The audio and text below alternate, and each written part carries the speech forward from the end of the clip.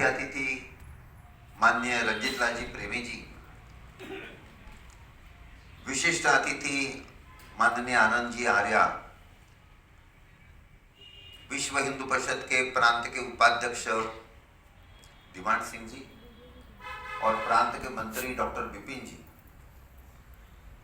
और हिंदुत्वनिष्ठ धर्म प्रेमी देशभक्त भाई और बहनों, हम सब भारत माता के सपूत हैं, हिंदू हैं,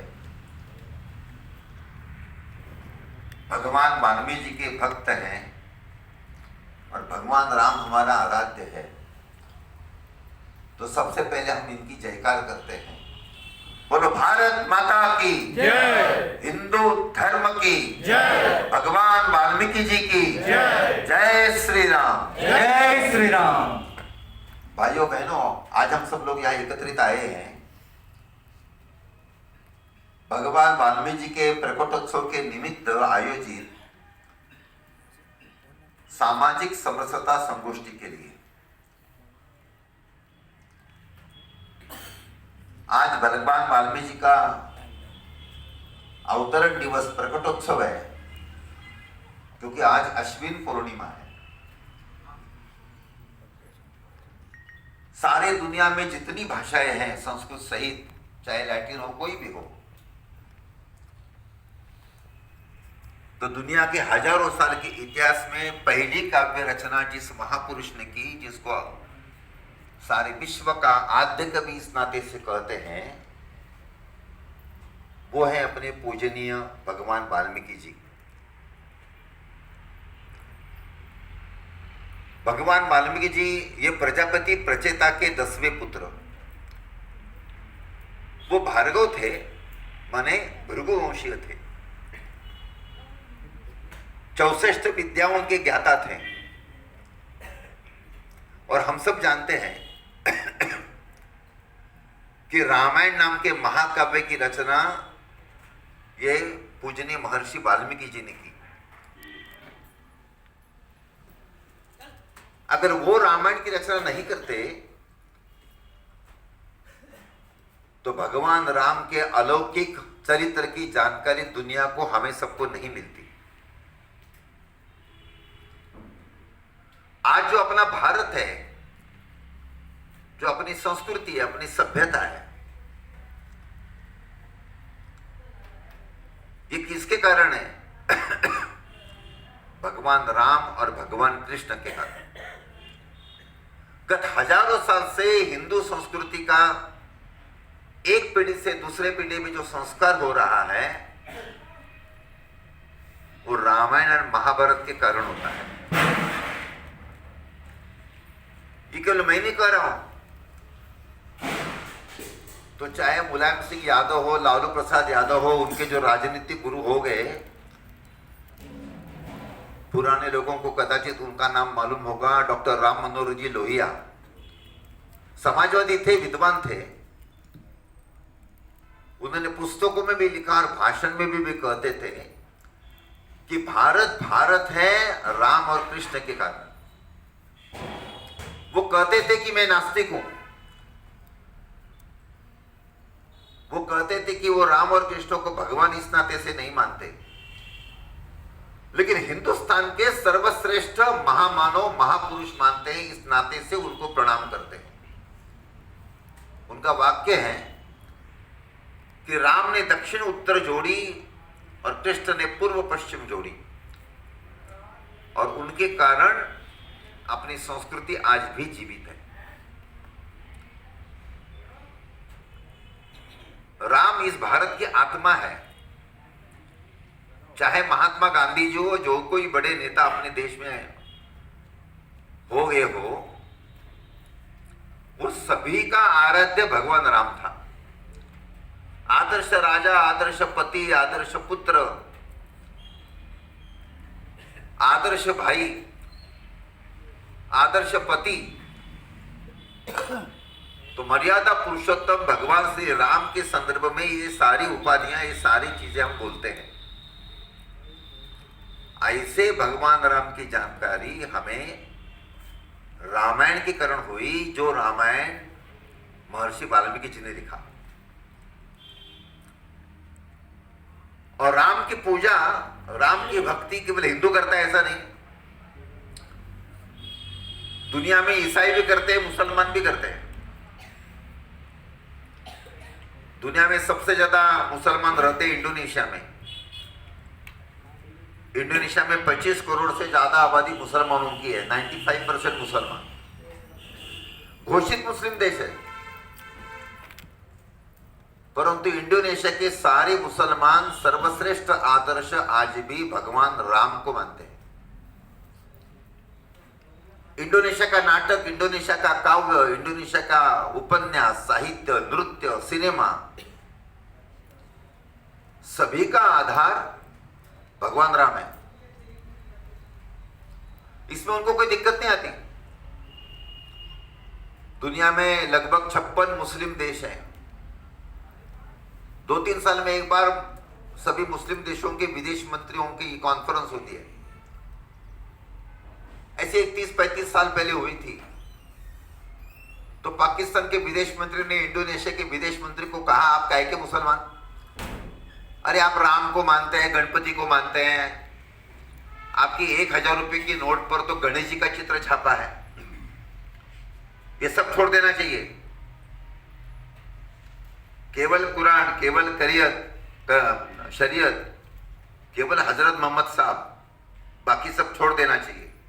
प्योर मुसलमान बनो, आधा अधूरा नहीं। तो इंडोनेशिया के विदेश मंत्री ने कहा, आपका लेक्चर पूरा हो गया? उन्होंने कहा हुआ। तो उन्होंने कहा, मिस्टर पाकिस्तानी सुन लो, आज हम मुसलमान हैं, परंतु 600 साल पहले हम सारे के सारे हिंदू बौद्ध थे। आप लोगों ने आक्रमण किया, हम हार गए और हमारा संप्रदाय, हमारा मजहब बदल गया। हम पहले मंदिर में जाते थे, वो मस्जिद में जाने लगे। उनका वाक्य बहुत प्रसिद्ध है।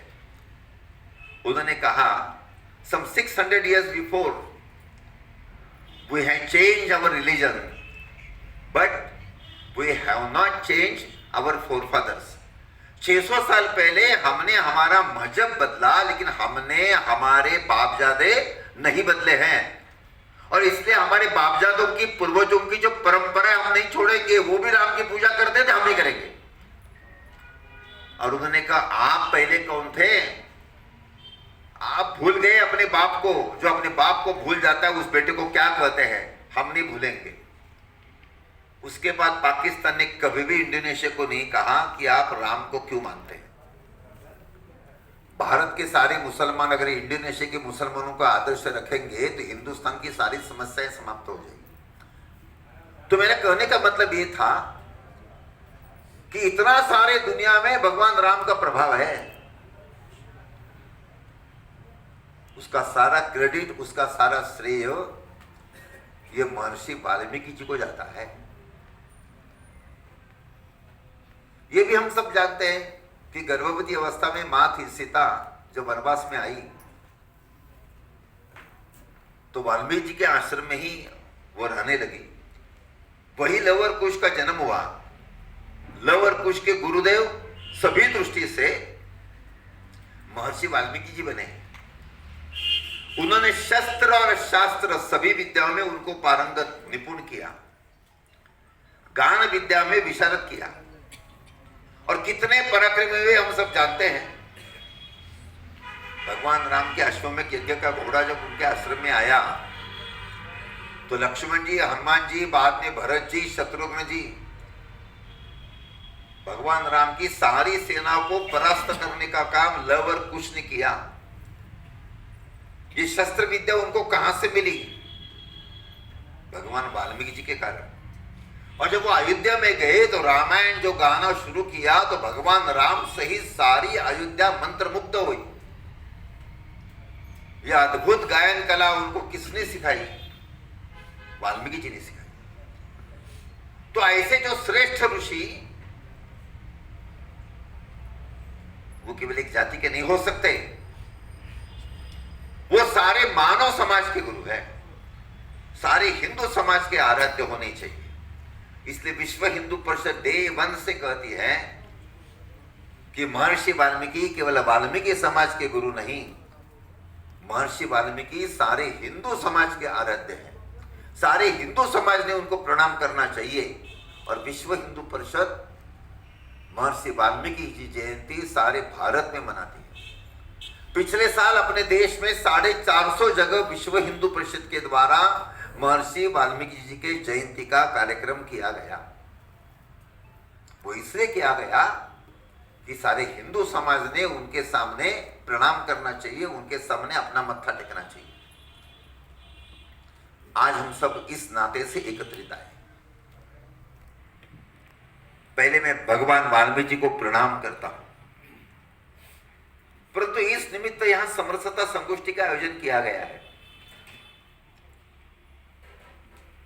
जो कारण मैंने बताया, केवल एक समाज के वो गुरु नहीं, सारे हिंदू समाज के हैं, लेकिन दुर्भाग्य से वो स्थिति अपने देश में है और उसके कारण ही विश्व हिंदू परिषद को काम करना पड़ रहा है। अपने देश की सबसे बड़ी जो कमी है, बीमारी है, वह है सामाजिक भेदाभेद की, छुआछूत की बीमारी। इस छुआछूत की बीमारी ने हिंदुस्तान का जितना नुकसान किया है, दूसरे उसके अतिरिक्त और किसी भी चीज ने नहीं किया होगा। अपने देश में अनेक साधु संत हो गए। पूजने रामानंदाचार्य जी ने कहा, जात पात पूछे नहीं कोई, जो हरि को भजे सो हरि का हो। गुरु नानक देव जी ने भी सभी प्रकार के सामाजिक भेदाभेद के विरोध में आवाज उठाया। चाहे महाराष्ट्र के संत तुकाराम हो, कर्नाटक के संत पुरंदरदास जी हो, बंगाल में रहने वाले संत चैतन्य महाप्रभु हो, गोस्वामी तुलसीदास जी हो, सारे संतों के नाम लेने की आवश्यकता नहीं। हिंदुस्तान में गत 1000 साल में जितने साधु संत हो गए, उन्होंने सभी ने सामाजिक भेदाभेद पर प्रहार किया। परंतु आज भी वह समस्या अपने देश में है। कदाचित हल्द्वानी में, दिल्ली में, मुंबई में, जयपुर में नहीं होगी, लेकिन हम अगर ग्रामीण क्षेत्र में जाते हैं तो ध्यान में आता है कि सामाजिक भेदाभेद की समस्या आज भी ज्यों की त्यों है। आधुनिक काल में राष्ट्रीय स्वयंसेवक संघ, विश्व हिंदू परिषद, गायत्री परिवार, सारे लोग उसके लिए प्रयत्न करते हैं कि समरसता आनी चाहिए, लेकिन तो भी इन सभी को आंशिक सफलताएं मिली हैं, पूरी नहीं। उसके लिए सवर्ण समाज का प्रबोधन करने की आवश्यकता है। विश्व हिंदू परिषद की स्थापना जिनकी प्रेरणा से हुई, वो राष्ट्रीय स्वयंसेवक संघ के द्वितीय सरसंघ चालक पूजनीय श्री गोलवलकर गुरु जी, उनको पुणे में कुछ सोशलिस्ट लोगों ने प्रश्न पूछा कि आप अस्पृश्यता की व्याख्या क्या करते हैं? तो श्री गुरु जी ने उत्तर दिया, सवर्ण हिंदुओं के मन में कुछ जाति बिरादरी के हिंदुओं के संदर्भ में जो हीन और संकुचित भाव रहता है, उस भाव का नाम है अस्पृश्यता। वो भाव जब दूर होगा तब भेदाभेद समाप्त हो जाएगा। अत्यंत सटीक व्याख्या उन्होंने की है। इसलिए सवर्ण समाज का प्रबोधन करने की आवश्यकता है। ये बात उन्होंने उस समय कही। देखिए, हम सब हिंदू हैं, अपना धर्म, अपना तत्वज्ञान श्रेष्ठ है। श्रेष्ठता की बात करते समय हम कहते हैं कि हमारे हिंदू धर्म की, हमारे तत्वज्ञान की विशेषता है कि जिसमें कहा है सर्वम खल्विदम ब्रह्म, सभी में ब्रह्म है, सभी में परमेश्वर है। मनुष्य में है, प्राणों में है, पंछियों में है, पेड़ों में, पौधों में है, चराचर सृष्टि में, चरा सजीव निर्जीव, इस माइक में भी है, इस खंबे में भी है, इस दीवार में भी है, इस मंच में भी है। तो सभी में परमेश्वर है, तो सारे समान हो गए। सभी में परमेश्वर है कहने वाला दुनिया में केवल हिंदू धर्म है, इस्लाम नहीं है, क्रिश्चियन नहीं है, केवल हम कहते हैं। लेकिन हमारा व्यवहार कैसा है? अगर सभी में परमेश्वर है तो क्या ब्राह्मणों में और क्षत्रियों में ज्यादा है? यादवों में, पटेलों में उससे कम है? और हमारे वाल्मीकि और रविदासी बंधुओं में उससे कम है? अगर सभी में परमेश्वर तो सारे समान है। लेकिन दुखित अंतःकरण से कहना पड़ता है कि हमारा आचरण वैसा नहीं है। तत्वज्ञान श्रेष्ठ है, आचरण वैसा नहीं है। जहां कथनी और करने में फर्क होता है उसको पाखंड कहते हैं। इस पद्धति के व्यवहार हमारे हिंदू समाज का है। कल मैं बिहार में था तो दरभंगा में एक कार्यकर्ता के पास गया था, तो उनके घर में अल्सोशियन कुत्ता था। तो मेरे साथ जो कार्यकर्ता थे वो कुत्ता एकदम भो भो करने लगा। उन्होंने कहा बाप विनायक जी, मैंने कहा चिंता मत करिए, मालिक अपने साथ है ना, वो कुछ नहीं करेगा। तो हम बात कर रहे थे, लेकिन वो कुत्ता बार बार हमारे पास आता था, पैर चाटने लगा। तो वो जिनके घर में बैठे थे उन्होंने कहा आप चिंता मत करिए, मैं उसको बेडरूम में लेके जाता हूँ।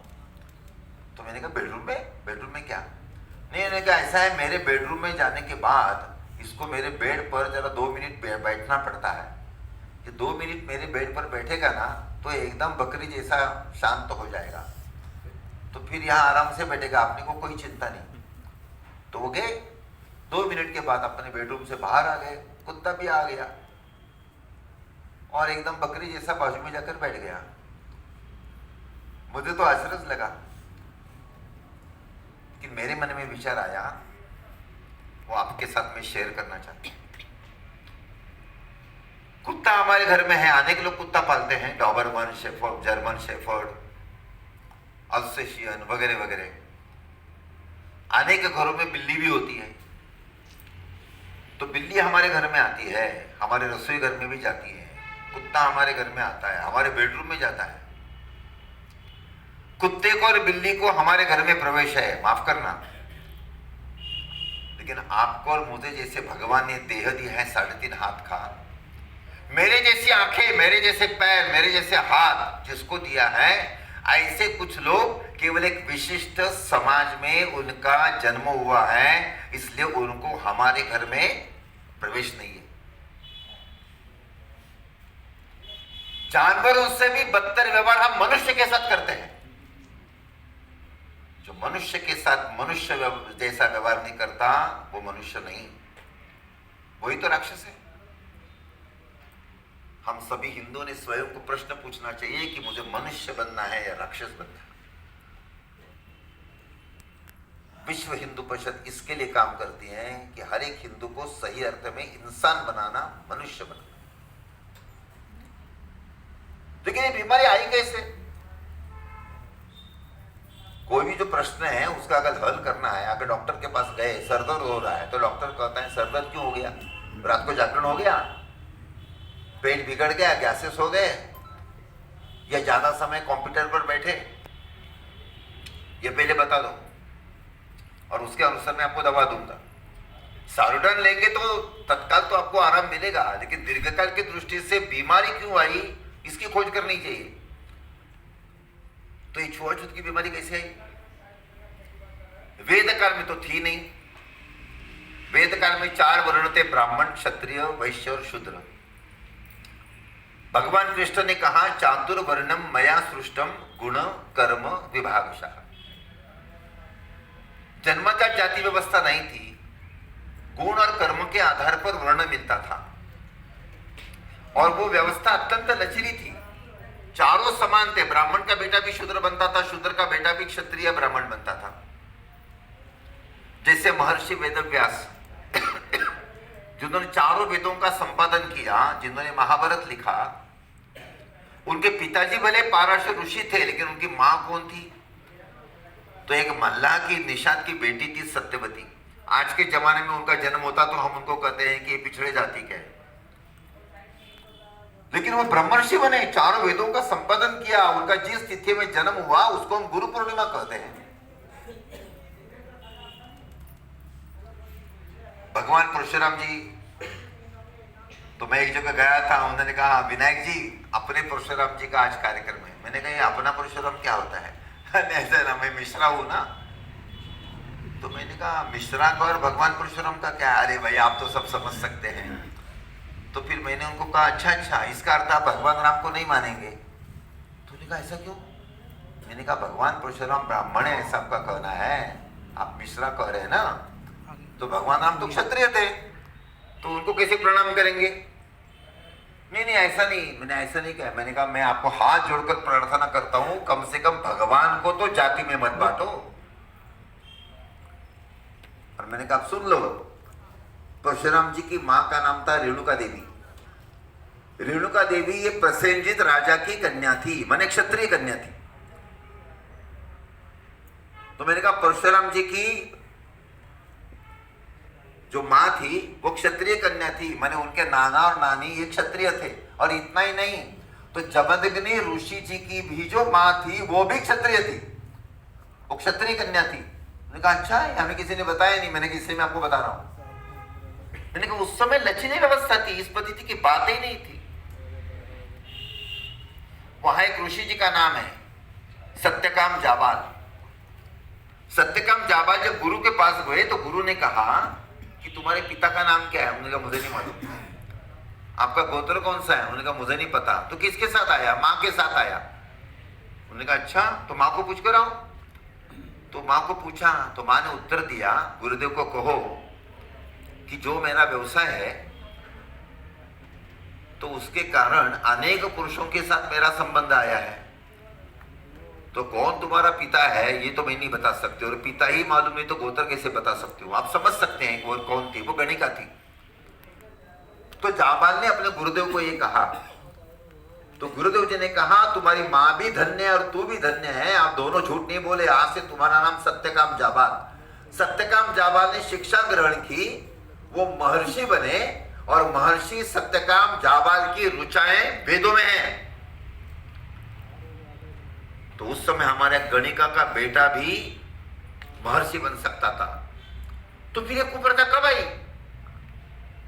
ये अपने मन में प्रश्न आना स्वाभाविक है कि पहले नहीं थी, ये कैसे आई होगी? इस पर पूजनीय डॉक्टर बाबा साहब अम्बेडकर जी ने कुछ बातें लिखी हैं। डॉक्टर भीमराव अम्बेडकर जी के अनेक पुस्तकें हैं, उनके सारे पुस्तकों का अनेक वॉल्यूम्स प्रसिद्ध हुए। उनका जो 14वां वॉल्यूम है अस्पृश्यता कौन और कैसे और उसका निर्माण कैसे हुआ, उस पर अनेक बातें हैं। उसमें से कुछ बातें मैं संक्षिप्त में बताता हूं। अंबेडकर जी ने पहली बात कही है, वेद काल में हिंदुस्तान में अस्पृश्यता नहीं थी। अंबेडकर जी लिखते हैं।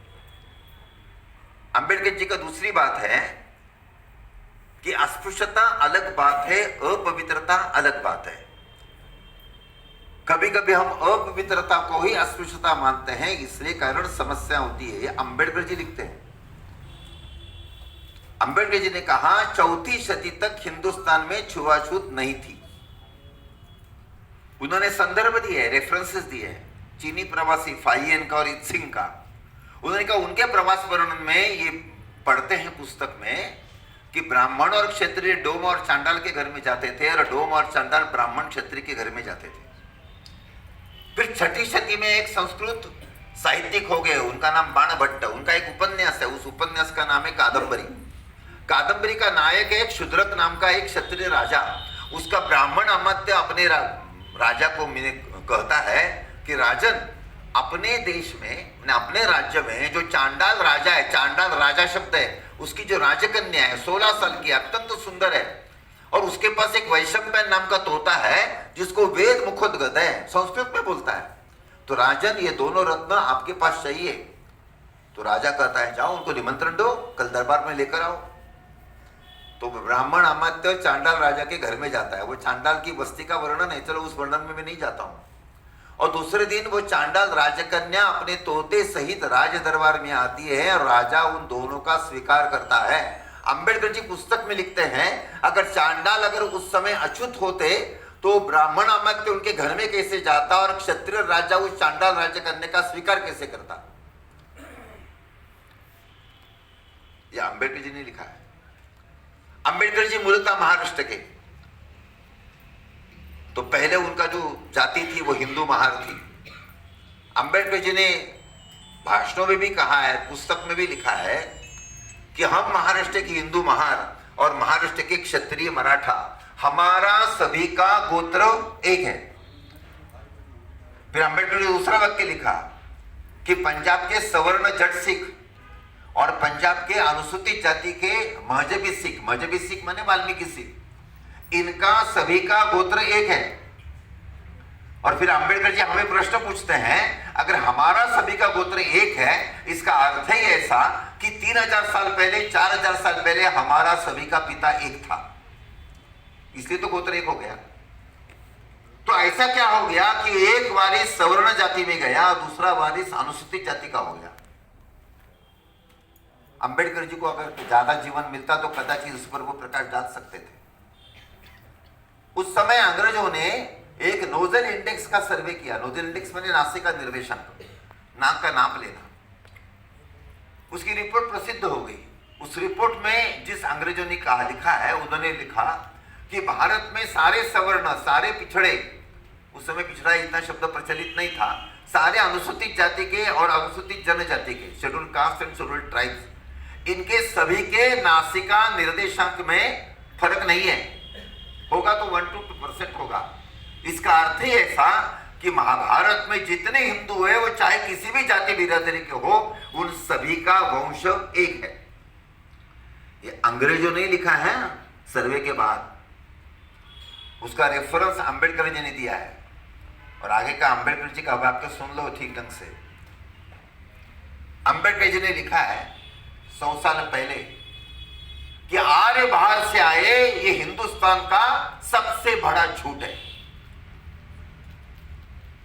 आर्य बाहर से आए झूठ है, ये टंकी की चोट पर कहने वाले पहले महापुरुष अंबेडकर जी है। बाद में संघ ने कहना शुरू कर दिया। अंबेडकर जी ने कहा, हिंदू समाज में फूट डालने के लिए अंग्रेजों ने ये झूठ का पुलिंदा खड़ा कर दिया है। अंबेडकर जी के नाम से जो दुकान चलाते हैं ना, वो ये जो बातें अंबेडकर जी ने कही है ना, उसका कभी उल्लेख नहीं करते।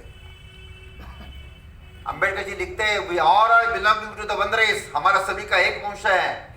और उनका वाक्य है, अगर ब्राह्मण और क्षत्रिय अगर आर्य है, तो इस देश के अनुसूचित जाति के और जनजाति के सारे लोग भी आर्य है। और अनुसूचित जाति और जनजाति के लोग अगर अनार्य हैं, तो इस देश के सारे सवर्ण भी अनार्य है। यह अंबेडकर जी ने लिखा है। 1935 में अंग्रेजों ने 497 जातियों की सूची प्रसिद्ध की, कास्ट नोटिफिकेशन जारी किया। These are the schedule caste, माने अनुसूचित जातियां हैं। उस समय अनुसूचित शब्द नहीं था, अछूत कहते थे। अंबेडकर जी ने लिखा है उसके आधार पर कि मैंने उस सभी का अध्ययन किया तो ध्यान में आया कि 497 से 95% जातियों के नाम भारत के किसी भी स्मृति में नहीं मिलते हैं। तो अंबेडकर जी लिखते हैं, इसका अर्थ ही स्मृति के काल में इस जातियों का अस्तित्व था ही नहीं। ये जो अंबेडकर जी के सारे निष्कर्ष है, अत्यंत महत्व के है। इसका प्रचार प्रसार होना चाहिए। विश्व हिंदू परिषद वो प्रचार करती है। देखो, हम उत्तराखंड में रहते हैं, अपने उत्तराखंड में हरिद्वार है। हरिद्वार में, नासिक में, प्रयाग में, उज्जैन में कुंभ होता है।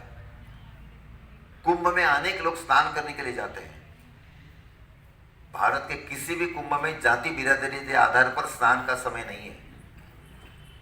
जाति बिरादरी के आधार पर घाट नहीं है। जो कोई भक्त है, किसी भी जाति बिरादरी को, सारी एक ही समय गंगा जी में स्नान करने के लिए जाते हैं। अगर छुआछूत की बीमारी उस समय होती तो कुप्रथा निर्माण हो जाती। इसका अर्थ ही ऐसा कि कुंभ की परंपरा जब हिंदुस्तान में प्रारंभ हो गई, उस समय इस पद्धति की छुआछूत की बीमारी थी ही नहीं। हमारा शक आए, कुशाण आए, होण आए, हमने सभी को हजम किया। कौन शक है, कौन कुशाण है, कौन होने, हमें नहीं मालूम। चंद्रगुप्त मौर्य ने यूनानी राजा की, यूनानी सेनापति की बेटी हेलन, उसके साथ शादी हो गई। किसी ने उसको अछूत नहीं कहा। इस पद्धति की सारी व्यवस्था थी, तो भी बीमारी कैसे आई? विश्व हिंदू परिषद का काम, जिनके कारण बहुत बड़े पैमाने पर बढ़ गया, और राम जन्म के आंदोलन के जिनको सही अर्थ में सेना नायक हम कहते हैं, वो पूजनीय श्रद्धेय माननीय अशोक जी सिंघल जी ने इस सारे विषयों का अध्ययन किया। अशोक जी का पूजनीय संतों के साथ अत्यंत निकट का संबंध रहता था। वो अनेक शंकराचार्य, मध्वाचार्य, निम्बार्काचार्य, आचार्य महामंडलेश्वर, अलग अलग संप्रदायों के प्रमुख सबको मिलते रहते थे। सभी को अशोक जी ने 2 प्रश्न पूछे हर बार कि महाराज जी मुझे बताइए कि छुआछूत की बीमारी भारत में कब से प्रारंभ हुई। एक भी संत उसका समाधान नहीं कर पाया। उन्होंने कहा हम नहीं बता सकते। दूसरा प्रश्न माननीय अशोक जी ने सभी को पूछा कि कौन से ग्रंथ में पुस्तक में लिखा है फलानी फलानी जाति अछूत है। कोई भी उत्तर नहीं दे पाया। अशोक जी ने अनेक विद्वानों के साथ चर्चा की, इतिहासकारों के साथ चर्चा की। उस समय प्रयाग विश्वविद्यालय के जो एचओडी थे हिस्ट्री के, डॉक्टर के.एस. लाल, उनकी भेंट हुई। 2-3 बार लंबी सेटिंग्स हो गई। के.एस. लाल की जो पुस्तक है the growth of scheduled caste and scheduled tribes in medieval India, मध्ययुगीन भारत में अनुसूचित जाति और जनजाति की बढ़ोतरी कैसे हुई, उसके उन्होंने अनेक रेफरेंसेस दिए हैं। और सभी का निष्कर्ष ऐसा निकला कि जो 17 अप्रैल 1994 को प्रयाग में सातन पासी के जयंती की निमित्त माननीय अशोक जी ने प्रकट भाषण के रूप से कहा, वो निष्कर्ष ऐसा है कि हिंदुस्तान में छुआछूत की बीमारी इस्लाम के आक्रमण के बाद आई है, पहले नहीं थी। मैं आपको 2 संदर्भ देना चाहता हूं। आज अपने कार्यक्रम में कुछ माता बहनें हैं। यही कार्यक्रम 50 साल पहले होता तो इतनी माता बहनें आ जाती क्या? नहीं आती। और 100 साल पहले होता तो कोई कल्पना भी नहीं कर सकता। आज जीवन के सभी क्षेत्र में महिलाएं आगे बढ़ रही है। पहले ऐसा नहीं था। क्यों नहीं था? पौराणिक काल में, वेद काल में तो ऐसी स्थिति नहीं थी, रामायण महाभारत में ऐसी स्थिति नहीं थी। तो क्यों हो गया? हम सब जानते हैं। मुसलमानों ने दुनिया में जहां गया आक्रमण किया तो सबसे ज्यादा अत्याचार उन्होंने महिलाओं पर किए। भारत में भी लाखों महिला उनके अत्याचार की शिकार हो गई। आए मेरे पास अत्याचार की शिकार हो गई। ये दे दो, की शिकार हो गई। तो हमारे उस समय के सारे प्रमुख थे, उनके सामने प्रश्न आया कि अपने बहू बेटियों की रक्षा किसे करेंगे? पहले हमारी सारी महिलाएं पढ़ती थी। वेदों में 27 महिला ऋषियों की ऋचाएं हैं। जो लोग कहते हैं ना महिलाओं को और शूद्रों को वेद पठन करने का अधिकार नहीं, मुझे तो समझ में नहीं आता है। इस महिलाओं की ऋचाएं हैं तो महिलाओं को वेद पठन करने का अधिकार नहीं, ये तो विरोधाभास हो गया। इसलिए वो गलत है, झूठ है, सभी को है। मैंने तो उदाहरण दिया सत्यकाम जाबाल का, जो महर्षि बने। वो तो जन्मता तो शूद्र वर्ण में थे, लेकिन वो तो महर्षि बन गए। इसलिए वो कुछ लोग फालतू चीजें करते हैं। महिलाओं को और शूद्रों को वेद पठन का अधिकार नहीं, उसमें कोई अपने को विश्वास रखने की आवश्यकता नहीं। तो महिला पहले सारी पढ़ती थी, तो महिलाओं की पढ़ाई बंद हो गई। घर के बाहर नहीं जाना। घर के बाहर जाएगी, कोई मुसलमान उठा कर लेके गया तो महिला घर के 4 दीवारों के अंदर बंद हो गई, बाहर जाना बंद हो गया। पहले हिंदुस्तान में पर्दा प्रथा नहीं थी। आपने टीवी पर रामायण महाभारत देखा। अभी देखो यहां राम दरबार का चित्र है, भगवान राम के साथ माता सीता बैठी है। वो क्या पर्दे में है क्या? वो तो दरबार में बैठी है, पर्दे में नहीं है। तो पहले भारत में पर्दा प्रथा थी नहीं। भारत में पर्दा प्रथा के सारे उल्लेख 12वीं शती के बाद मिलते हैं, पहले नहीं थे। भारत में पहले बाल विवाह नहीं थे। मां सीता का बाल विवाह नहीं हुआ, वो युवती हो गई थी, 14 साल की थी। द्रौपदी का बाल विवाह नहीं हुआ, उसका तो स्वयंवर हुआ। चंद्रगुप्त मौर्य की शादी बाल विवाह नहीं हुआ है उसका, वो तो युवक होने के बाद उसकी शादी हो गई। भारत में बाल विवाह की पद्धति नहीं थी। भारत में बाल विवाह 12वीं शती के बाद शुरू हो गए। विवाह के बाद महिला पर बंधन आ जाते हैं, उच्छृंखलता कम हो जाती है। और दो परिवार, मायके का परिवार और ससुर का परिवार, दो परिवार उसकी रक्षा करते हैं। और इतना ही नहीं, देखिए अपने उत्तराखंड में, उत्तर प्रदेश में, पंजाब में, बिहार, बंगाल में शादियां रात को होती है। और आप महाराष्ट्र में, गुजरात में, कर्नाटक, आंध्र में अगर जाएंगे तो वहां शादियां दिन में होती है। तो मैंने आने के लोगों को प्रश्न पूछा, तो जहां मुसलमानों का राज 500 साल, 700 साल, 800 साल रहा, वहां शादियां रात को होती है।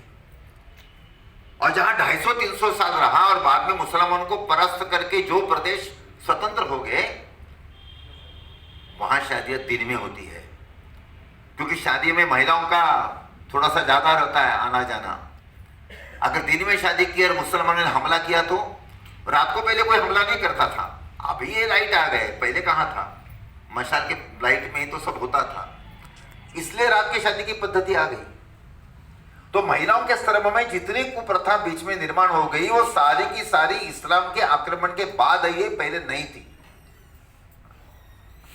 दूसरा भी एक संदर्भ ध्यान में रखिए, दुनिया में लगभग 200 से ज्यादा देश है, उनमें से 100 से ज्यादा देशों में हिंदू संस्कृति के चिन्ह मिलते हैं। पूरा दक्षिण पूर्व Asia, Mexico, Peru, Chile, Costa Rica, रूस, दक्षिण अफ्रीका, सब जगह। तो हमारे पूर्वज कैसे गए? पानी के जहाज में बैठकर सारी दुनिया में गए, कुलवंतो विश्व मारियम का जाप करते हुए। 13वीं शती तक हमारे पूर्वज पानी के जहाज में बैठकर दुनिया में जा रहे हैं, इसके उल्लेख मिलते हैं। लेकिन 14वीं शती में ऐसा क्या हुआ कि उस समय के हमारे सारे धर्म मार्तों ने आदेश निकाला कि कोई भी सागर लांघेगा नहीं। क्या हुआ? 14वीं शती में आधा भारत मुसलमानों के कब्जे में गया। जब आधा भारत मुसलमानों के कब्जे में गया, तब यह बंधन आया, कोई सागर पार कर नहीं जाएगा। सागर पार कर करके जाएगा, मुसलमानों के फंदे में आएगा तो वो मुसलमान बन जाएगा, धर्मांतरण हो जाएगा। ये जो व्यवहार है, जिसको हम डिफेंसिव व्यवहार कहते हैं, ये कछुए जैसा है। जैसे कछुए पर अगर आक्रमण होता है तो कछुआ अपना मुंह, अपनी गर्दन, अपने पैर, हाथ सब खींच लेता है, सिकुड़ता है। ऊपर रहती है केवल ढाल जैसे उसकी पीठ, चाहे कितना भी मारो कुछ नहीं होगा। जैसे अभी क्रिकेट का हंगाम चल रहा है, वर्ल्ड कप चल रहा है ना, तो उस वर्ल्ड कप में जो बैट्समैन होता है 2 पद्धति से लिखता है, कुछ खेलता है, कुछ फ्रंट फुट पर खेलते हैं, कुछ बैक फुट पर खेलते हैं। तो बैक फुट पर खेलना माने डिफेंसिव खेलना। तो हमारे पूर्वजों ने इस समस्या का हल करने के लिए डिफेंसिव स्ट्रेटेजी अपनाई। वो संकुचित होने लगे, उन्होंने बंधन डाले, अपने ऊपर कंपाउंड वॉल निर्माण की कि उसके बाहर नहीं जाएंगे। और जब ये बंधन बढ़ने लगे, जब नदी का प्रवाह, पानी का प्रवाह जब बहता है ना, तो पानी शुद्ध रहता है। पानी अगर रोका गया तो उसमें अशुद्धता बढ़ती है। जो कुछ हुआ ये बहुत बड़ा अध्ययन का विषय है। उस बंधनों के कारण फिर सिंधु बंदी हो गई, जाति बंदी हो गई, फिर शुद्धि बंदी हो गई। स्वतंत्र वीर सावरकर जी ने जो 7 बंदियों का विचार किया है, वो सारी 11वीं 12वीं शती के बाद की है, पहले नहीं थी। और उस बंधनों के कारण हम सिकुड़ते गए, संकुचित हो गए, विकृतियां आ गई, जन्मजात जाति व्यवस्था आ गई और आज की स्थिति आई। लेकिन आप कहेंगे भाई साहब ये तो आपने बताया, लेकिन किसी जाति का उल्लेख करके बता दो कि ऐसा हुआ कैसे। अपने पास समय कम है, मैं केवल 1-2 जातियों का संक्षेप में उल्लेख करता हूं। जैसे आज हम भगवान वाल्मीकि की जयंती के निमित्त एकत्रित आए हैं, तो मैं वाल्मीकि समाज का उदाहरण देता हूं। आज हम जिनको वाल्मीकि कहते हैं, चाहे वाल्मीकि कहो, सुदर्शन कहो, रीला कहो, अलग अलग शब्द प्रयोग है, जो सफाई का काम करते हैं। आप सब जानते हैं कि 100 साल पहले हिंदुस्तान में लगभग सारे लोग प्रातर्विधि के लिए गांव के बाहर जाते थे। 200 साल पहले तो 100% जाते थे। राजा महाराजा के लिए रिजर्व जगह रहती थी, तो घर में कोई शौच का विषय आता ही नहीं था। अभी की बात छोड़ दो, मैं पुरानी बात बता रहा हूं। उसके कारण महिला उठाना, सफाई करना इस पद्धति का कोई विषय नहीं था भारत में। लेकिन मुसलमान महिलाएं पर्दे में रहती थी, और इक्का दुक्का मुसलमान भी जाने के लिए डरता था। पहले तो कोई प्रॉब्लम नहीं था क्योंकि उनकी संख्या ही नगण्य थी। लेकिन जब हमारा हारने का सिलसिला शुरू हो गया पृथ्वीराज चौहान जी के हार के बाद, तब लाखों हिंदू मारे गए, लाखों हिंदू जबरदस्ती से उनको मुसलमान बनाया गया और लाखों हिंदू गुलाम बने। तो लाखों हिंदू मुसलमान बने तो महिला भी बनी पुरुषों के साथ। अनेक महिलाओं का अपहरण हो गया। एक एक मियां के घर में 10-10, 12-12 हिंदू महिलाओं को ठूस ठूस कर भराया गया। वो सब पर्दे में आ गई मुसलमान बनने के कारण। तो उनके बाहर जाने पर प्रतिबंध आ गए। तो घर के आसपास गंदगी बढ़ने लगी। तो ये गंदगी का निपटारा कैसे करना? तो जो हिंदू रणांगण में हार गए थे, जिन्होंने इस्लाम का स्वीकार नहीं किया था, उनको गुलाम बनाया गया था। सब प्रकार के काम वो गुलाम इस नाते से करते थे। उनको फिर से पकड़कर लाया गया और मार मार कर उनको कहा गया, या तो हमारे घर का महिला उठाओ, और महिला अगर उठाना नहीं है तो इस्लाम का स्वीकार करो। और भाइयों बहनों, वो अपने सारे पूर्वजों ने जिनके मन में धर्म के स्तर में नितांत श्रद्धा थी, उन्होंने महिला उठाने के काम का स्वीकार किया, लेकिन अपना हिंदू धर्म नहीं छोड़ा। जय श्री राम, जय श्री राम। उनके स्वाभिमान का भंग हो गया। इसलिए कुछ लोगों ने भंगी मेहतर इस्पति का शब्द प्रयोग कहना शुरू कर दिया। आज हम वाल्मीकि कहते हैं। वाल्मीकि समाज के गोत्र क्या है? राठौड़ है, परमार है, सोलंकी है, चौहान है, गहलोत है। ये किसके गोत्र है? ये सारे गोत्र क्षत्रियों के हैं। अपने हिंदी में एक बहुत बड़े साहित्यिक हो गए अमृतलाल जी नागर, उनका एक उपन्यास है नाचो बहुत गोपाल, वो वाल्मीकि समाज पर है। उसमें उन्होंने 27 गोत्रों की जानकारी दी वाल्मीकि समाज की। उसमें 25 गोत्र क्षत्रियों के, 2 गोत्र ब्राह्मणों के हैं। भारतीय जनता पार्टी के एक प्रवक्ता है डॉक्टर विजय सोनकर शास्त्री, काशी के रहने वाले, बनारस के। वो पहले राज्यसभा के सांसद थे और अनुसूचित जाति आयोग के अध्यक्ष भी रहे 8-10 साल पहले। उनकी वाल्मीकि समाज पर पुस्तक है, चर्मकार समाज पर पुस्तक है। उसमें उन्हें वाल्मीकि समाज के 200 से ज्यादा गोत्रों की सूची दिए हैं। उसमें 80% गोत्र क्षत्रियों के हैं और 20% गोत्र ब्राह्मणों के हैं। आपको मैं बताता हूं, 1000 साल पहले हिंदुस्तान के किसी भी भाषा में मेहतर नाम का शब्द नहीं मिलता। क्यों नहीं मिलता? 200 साल पहले दुनिया के किसी भी भाषा में मोटरसाइकिल नाम का शब्द नहीं मिलता। क्यों नहीं मिलता है?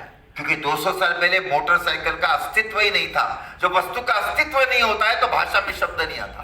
तो 1000 साल पहले मेहतर नाम का शब्द इसलिए नहीं मिलता क्योंकि वो जाति का अस्तित्व ही नहीं था। वो जाति का निर्माण ही 12वीं शती के बाद हुआ है। जब पंडित जवाहरलाल नेहरू प्रधानमंत्री थे, तब एक कांग्रेसी सर्वोदयी नेता थे प्रोफेसर एम.आर. मलकानी। उनकी अध्यक्षता में सफाई कर्मियों का अध्ययन करने के लिए एक आयोग नियुक्त किया गया। 1960 में वो आयोग प्रसिद्ध हो गया, उसका रिपोर्ट प्रसिद्ध हो गई। उसकी प्रस्तावना में डॉक्टर मलकानी जी लिखते हैं, आज हम जिनको सफाई कर्मी कहते हैं, ये सारे के सारे सफाई कर्मी विदेशी आक्रांतों के साथ संघर्ष करते समय पराजित हुए योद्धाओं के वंशज है। मलकानी जी विश्व हिंदू परिषद के नहीं थे, आर्य संघ के कार्यकर्ता नहीं थे, वो कांग्रेसी सर्वोदयी थे। उन्होंने बात लिखी है। वाल्मीकि समाज के स्तर में बहुत खोज हो गई है और लगभग अनेक लोगों ने मान्य किया है कि जिसको आज हम वाल्मीकि समाज सफाई कर्मी कहते हैं, वो सारे के सारे इस्लाम के आक्रमण के पहले सवर्ण नहीं थे। अब रविदासी समाज के स्तर में चमड़े का काम करने वाले को रविदासी कहते हैं, लेकिन पहले हमारे ऋषि मुनि व्याघ्राजिन बनाते थे, मुर्गाजिन बनाते थे। तो कोई रविदासी जंगल में आश्रम में जाता था क्या बनाने के लिए? आश्रम तो जंगल में होता था। नेचुरल डेथ से कोई हिरण मरता था, कोई शेर मरता था, तो मरने के बाद उसका चमड़ा निकालना, वो सुखाना, वो ऋषि मुनि उनके शिष्य वही काम करते थे। उनको किसी ने रविदासी नहीं कहा, चर्मकार नहीं कहा। भारत में पहले चमड़े का उपयोग ही नहीं होता था। आपको आश्चर्य लगेगा, हिंदुस्तान में चमड़े के जूते का उल्लेख 12वीं शती के पहले नहीं मिलता है। रामायण में नहीं है, महाभारत में नहीं है, राजा हर्षवर्धन के समय नहीं है, चंद्रगुप्त मौर्य के समय भी नहीं है। 1-2% लोग लकड़ी के खड़ाऊ पहनते थे, बाकी कोई नहीं पहनता था। छत्रपति शिवाजी महाराज जी की सेना में जो मावले थे वो बिना जूता चप्पल ही लड़ते थे। देखो, हम किसी को मालूम था क्या 10 साल पहले की कबड्डी भी जूते पहनकर खेली जाती है? मुझे तो मालूम नहीं था। ये कबड्डी प्री लीग शुरू होने के बाद हमें पता चला कि कबड्डी भी जूते पहनकर खेली जाती है। 50 साल पहले किसको पता था कि कुश्ती भी है वो जूते पहनकर खेली जाती है? किसी को मालूम नहीं था, पद्धति नहीं थी। अपने यहां अरबस्तान में न रुई होती थी, कॉटन था ही नहीं, तो वहां तो अरबस्तान के सारे लोग जो अरब थे वो भेड़ बकरी का मटन खाना और ऊँटनी का दूध पीना, यही उनका खाद्य था। उनको तो 12 महीने 24 घंटा मीट चाहिए। और उनको मालूम नहीं था, वो चमड़े के आधो वस्त्र पहनते थे या ऊन के वस्त्र पहनते थे, या कोई श्रीमंत अरब हो गए संपन्न, वो भारत से इंपोर्ट करते हो गए। कोई तरल पदार्थ रखना है, पानी रखना है, तो चमड़े की थैली में रखते थे। भारत में आने के बाद उनको पता चला कि ये भी सारी चीजें हैं। अपने यहां चमड़ा निषिद्ध था। आज भी अगर हम दक्षिण के मंदिरों में जाते हैं, कन्याकुमारी में जाइए, काशी में जाइए, तो वह चमड़े की पर्स और चमड़े का बेल्ट लेकर आप अंदर प्रवेश नहीं कर सकते। यह अपने यहां पद्धति है। लेकिन मुसलमान जब आए बड़ी संख्या में, तो अपनी चमड़े की परंपरा लेकर आए। पहले भी हिंदुस्तान में नॉन वेजिटेरियन थे, लेकिन हर रोज दोपहर को और शाम को नॉन वेज ही मुझे खाना है, ऐसा तो उस समय नहीं था। हाँ, सागर किनारे में रहने वाले कुछ लोग मछली खाते होंगे, या जंगल में रहने वाले कुछ लोग खाते होंगे, परंतु सारे खेती करते थे, रोटी खाते थे, ये खाते थे। उनको मालूम ही नहीं था अरबों को रोटी क्या होती है, भात चावल क्या होता है और दाल क्या होती है। अरबस्तान में कुछ होता ही नहीं था। भारत में आने के बाद उनको ये सारी पद्धति मालूम हो गई, लेकिन उनको तो यही चाहिए। इस्लाम आने के बाद हिंदुस्तान में 1000 गुना पशुओं की हत्या शुरू हो गई और 100 गुना चमड़े का उपयोग बढ़ गया। हत्या कौन करेगा? जीता हुआ मुसलमान? नहीं। चमड़ा कौन निकालेगा? जीता हुआ मुसलमान? नहीं। जो हिंदू हार गया था, गुलाम बन गया था, हिंदू धर्म में रहने के शर्त पर उसको ये सारे काम करने पड़े। आज हम उनको खटीक कहते हैं, आज उनको हम रविदासी चर्मकार कहते हैं। संत रविदास जी, आप सब जानते हैं उनको। संत रविदास जी की रविदास वाणी है। उस रविदास वाणी में एक शब्द है, एक भजन है, उसमें वो कहते हैं, जाके सब ढोर ढोवत वाराणसी आस पासा, आचार्य सहित विप्र करी दंडवत, तीन तैन रैदास दासानु दासा। मैंने आज हमारे जात भाई काशी के आसपास मरे हुए पशुओं को ढो रहे हैं, लेकिन कुछ साल पहले काशी के विद्वान ब्राह्मण हमारे पूर्वजों को प्रणाम करते थे। ये संत रविदास जी के शब्द है। संत रविदास जी का गोत्र पिप्पल था, वंश चौवर था। चौवर वंश क्षत्रिय है, उसका उल्लेख महाभारत में है। ये सारी बातें समाज के सामने आनी चाहिए।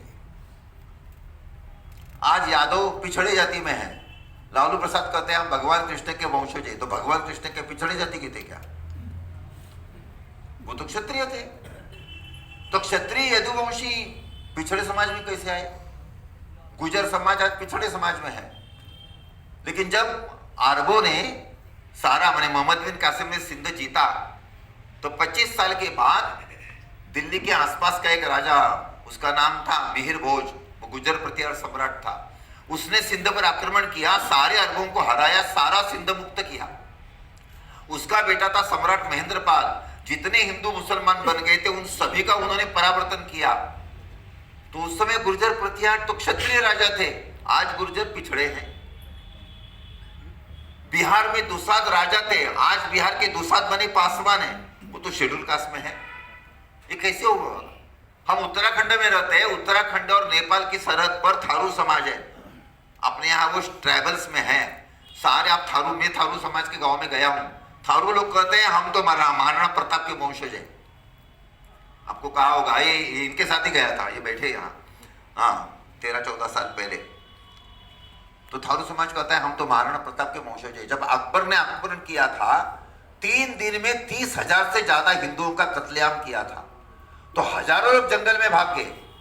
जंगल में भागने के बाद कहाँ जाना, दिशा थोड़ी समझती हैं। वो हिमालय के तलहटी पर आए, यहीं रहने लगे। वो है थारू।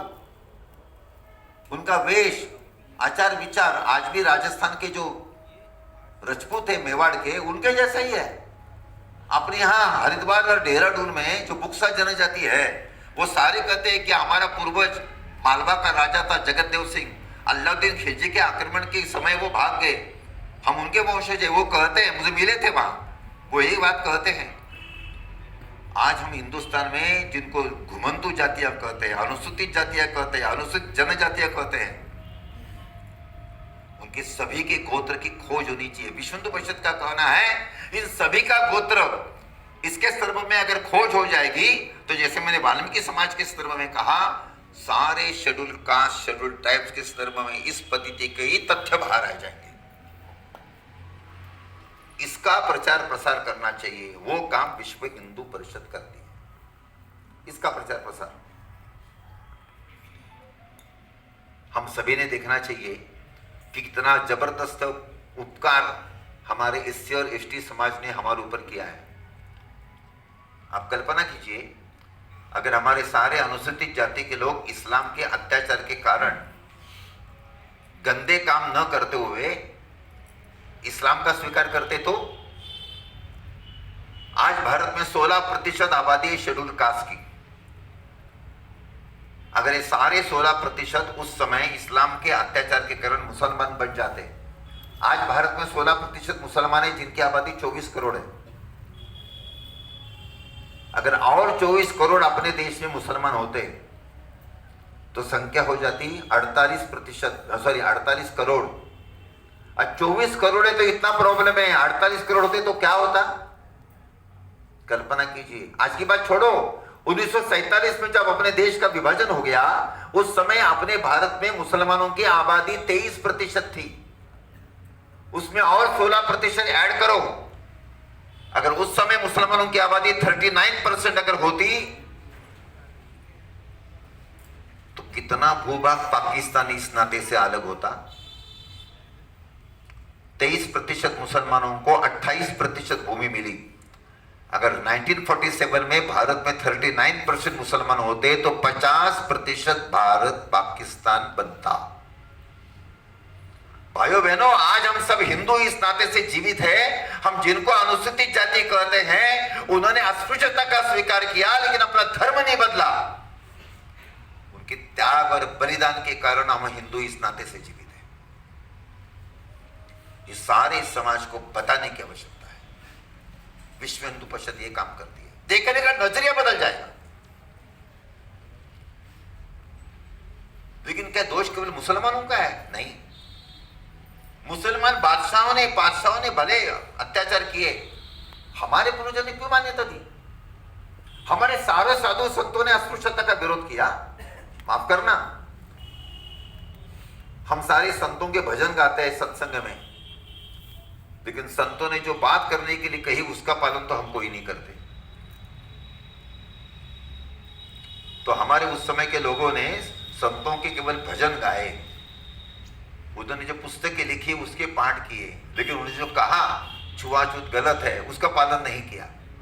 पालन किसका किया? मुसलमान राजा क्या कहता है उसका पालन किया। तो दोष हमारा भी है, कि उनका दोष देने का कोई मतलब नहीं।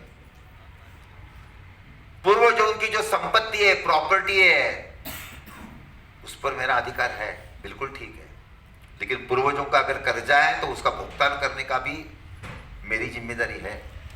जैसे मैं पुण्य का भागीदार हूं, वैसे पाप का भी। जो गलत है उसको गलत ही कहना चाहिए। गलती हो गई कि नहीं? हो गई। अन्याय हुआ कि नहीं? हुआ। आज भी हो रहा है कि नहीं? हो रहा है। वो मान्य करना चाहिए। और वो सुधार कैसे हो जाएगा, इसके लिए मैं क्या कर सकता हूं, ऐसा विचार करना चाहिए। विश्व हिंदू परिषद उसके लिए प्रयत्न करती है। डे 1 से परिषद ने घोषणा की, सर्वे हिंदवा सोदरा न हिंदू पतितो भवे। सारे हिंदू एक ही मां के पुत्र पुत्रियां हैं, कोई हिंदू पतित नहीं। मम दीक्षा हिंदू रक्षा मम मंत्र समानता। सारे साधु संतों ने विश्व हिंदू परिषद के मंच पर एकत्रित कर घोषणा की, हजारों साधु संत ऐसे हजारों अनुसूचित जाति और जनजाति के बस्तियों में जाते हैं आज भी परिषद के द्वारा। विश्व हिंदू परिषद के हजारों सेवा करे चलते हैं, शेड्यूल कास्ट शेड्यूल ट्राइब्स के बस्तियों में चलते हैं। और राम जन्मभूमि का जब शिलान्यास का कार्यक्रम हो गया 1989 में, तो आपने एक विश्व हिंदू परिषद के ही पूर्णकालिक कार्यकर्ता, उस समय बिहार के प्रांत संगठन मंत्री थे, उनका नाम कामेश्वर जी चौपाल, जो तीर्थ क्षेत्र न्यास के ट्रस्टी भी है, विश्व हिंदू परिषद के केंद्रीय उपाध्यक्ष है। तो आज जो उत्तर प्रदेश के मुख्यमंत्री है, वैसे तो मूलतः तो उत्तराखंड के हमारे योगी जी, उनके जो गुरुदेव पूजनीय महंत अभिद्यनाथ जी, माननीय अशोक जी सिंघल, उन्होंने सभी ने मिल राष्ट्रीय स्वयंसेवक संघ के सरकार्यवाह उस समय के माननीय शेषाद्री जी, उन्होंने सभी ने मिलकर निर्णय लिया कि कल का शिलान्यास हमारे में से कोई नहीं करेगा। विश्व हिंदू परिषद का समरसता के लिए है। और जिस राम जन्मभूमि का शिलान्यास करने जा रहे हैं वो भगवान राम तो समरसता के मूर्तिमंत आदर्श है, जिन्होंने शबरी के झूठे बेर खाए और केवट निषाद को गले लगाया। वो राम के हम भक्त हैं। केवल राम करने से नहीं होता है, जो राम ने किया वैसे हमें करना चाहिए। तो कल का शिलान्यास ऐसा एक कार्यकर्ता करेगा। तो कामेश्वर जी थे और कामेश्वर चौपाल जी के कर कमलों के द्वारा जो तथाकथित अनुसूचित जाति के थे, राम जन्मभूमि का शिलान्यास का कार्यक्रम हो गया। 9 नवंबर 1989 प्रबोधिनी एकादशी थी। उत्तर प्रदेश के पेपर में आया कि विश्व हिंदू परिषद का सामाजिक परिवर्तन का शंखनाद, ये काम विश्व हिंदू परिषद करती है। हमारा कहना है बड़ी जाति छोटी जाति, ये शब्द पर हमने समाप्त करनी चाहिए। जब मैं कहता हूं ये छोटी जाति का, इसका अर्थ ही मैं बड़ा हूं, इस पद्धति की बात मेरे मन में है। कोई बड़ा नहीं, कोई छोटा नहीं, कोई अछूत नहीं, सब समान हम करेंगे। जाति आधारित वाक प्रचारों का उपयोग हम नहीं करेंगे। हम योजना बना सकते हैं। महर्षि वाल्मीकि जी, संत रविदास जी, डॉक्टर अंबेडकर जी, ये केवल एक जाति के महापुरुष नहीं, सारे हिंदू समाज के महापुरुष है। हम सभी उनको प्रणाम करेंगे।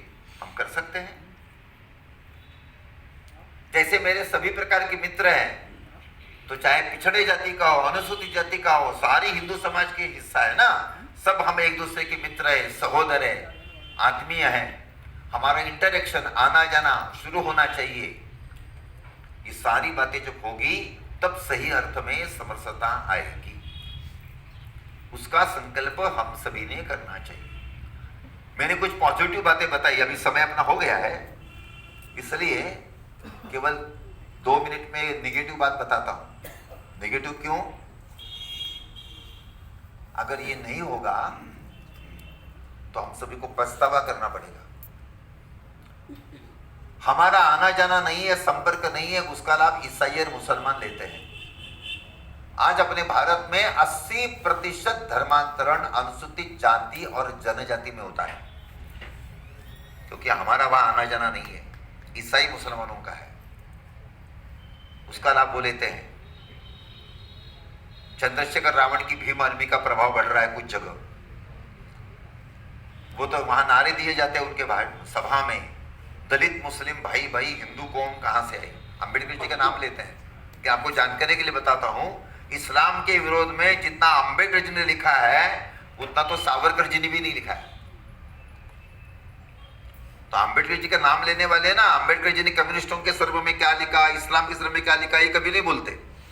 लेकिन जो कुछ हो, कि ऐसा क्यों हो रहा है?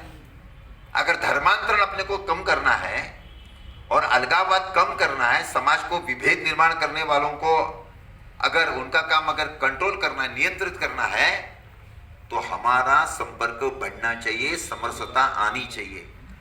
अगर ऐसा ही चलेगा तो दिक्कत आएगी। ये बात हम सभी ने समझनी चाहिए। निगेटिव बात है, इसके लिए समरसता आनी चाहिए, ऐसा मुझे कहना नहीं है। इसलिए मैंने पहले पॉजिटिव बात कही कि अगर नहीं होगा तो क्या होगा, इसके लिए बात मैंने बताई। आप सब लोग इसका विचार करिए। और आज हम सब लोग यहाँ एकत्रित आए हैं कि मैं मेरे घर से चैरिटी बिगिंस एट होम, हम सब लोग समरसता का व्यवहार करेंगे। सारे हिंदू हम एक हैं, एक दूसरे के भाई बहन हैं। कोई बड़ा नहीं, कोई छोटा नहीं है, कोई उच्च नहीं, कोई नीच नहीं, कोई भी अछूत नहीं। सभी मंदिरों में सभी को प्रवेश मिलना चाहिए, सभी का एक दूसरे के घरों में आना जाना शुरू होना चाहिए। इसके लिए मैं प्रयत्न शुरू करूंगा, ऐसा संकल्प आज आप सब लोग करेंगे, ऐसा मैं विश्वास व्यक्त करता हूं और मेरे वाणी को भी विराम देता हूं। जय श्री राम। जय श्री राम।